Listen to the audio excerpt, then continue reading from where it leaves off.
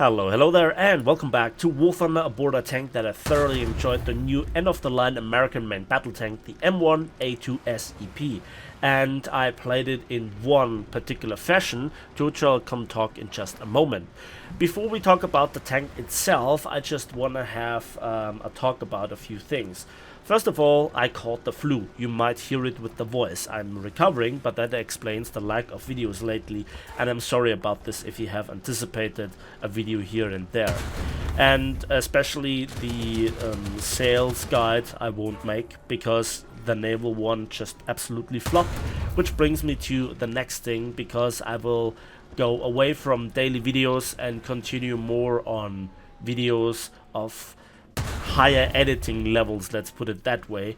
And I hope you understand this, because the views on the daily videos have dropped so much and so significant that I have fallen back with the support level at Gaijin, and that hurts quite a bit, especially if you try to provide the viewers with high battle rating, high tier footage, because you know the grind is so much that you need the test drives, and the test drives have been so short and so quick that in combination with my illness, they just let me only produce this one tank video.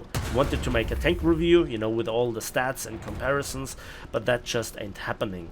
And I hope you understand this, that I want to provide you with videos that have now a high editing level. And yeah, the thing is, let me know in the comment section what you think about this, what you think about the problems with my views.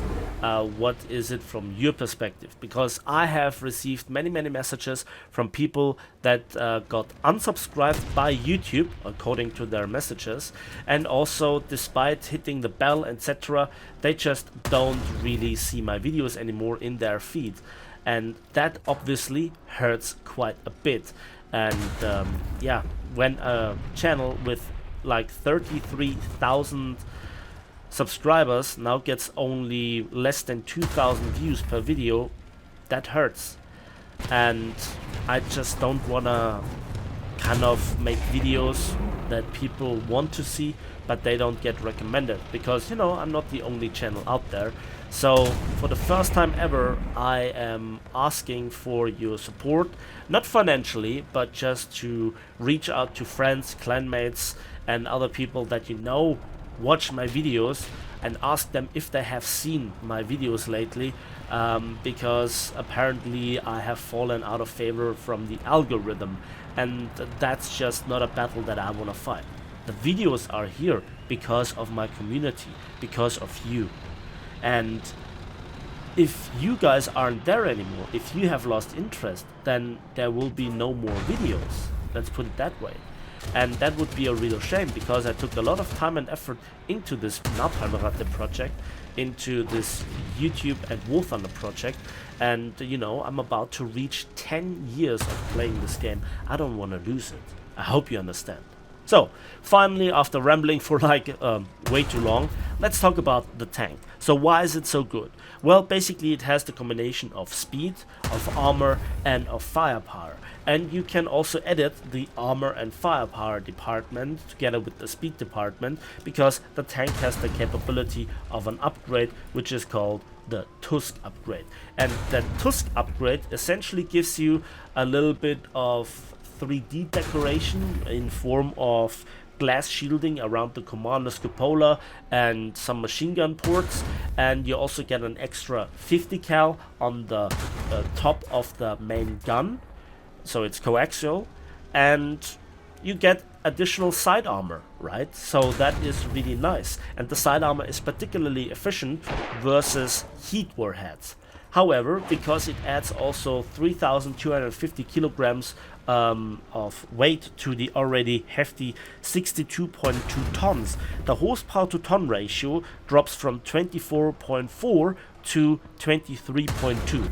Now that's still good, but I like my tanks to be fast, and I have decided to not use the Tusk upgrade. You can see a little bit of gameplay here and there with the Tusk upgrade and some of it without it.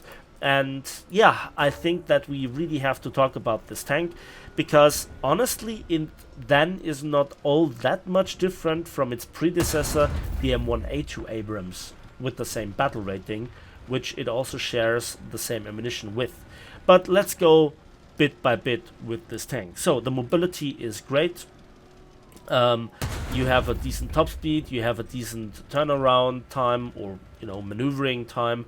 And then let's talk about the armor. So the turret itself is tough as old boots, and the usual weaknesses apply with the turret ring and the gun breech area. So wiggling your turret when you are on medium to long range versus an enemy can help you here and there, but top tier being top tier.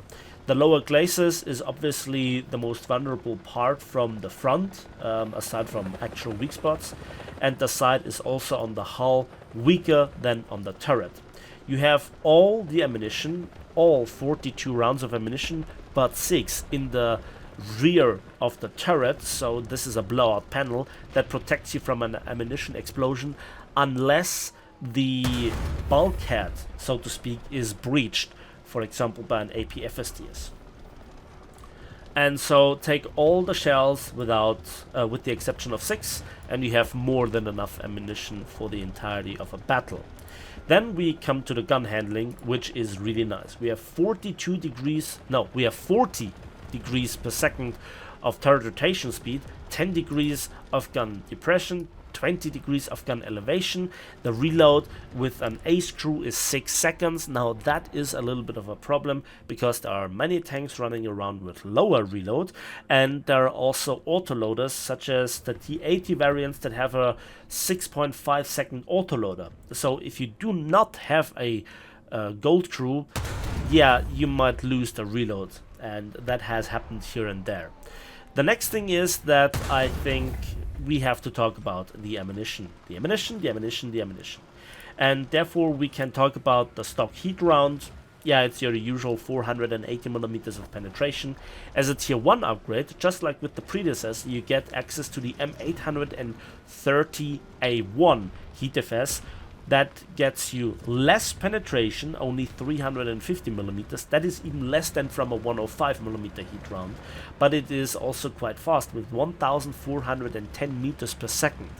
In combination with the excellent thermal imaging and the fast laser rangefinder and the good magnification, you can use this to snipe helicopters, because you have on the helicopter, if you will, a larger hitting area. Why? Because this has a proximity fuse, meaning that if it gets close enough to a helicopter, it ignites and some shrapnels are getting sent around.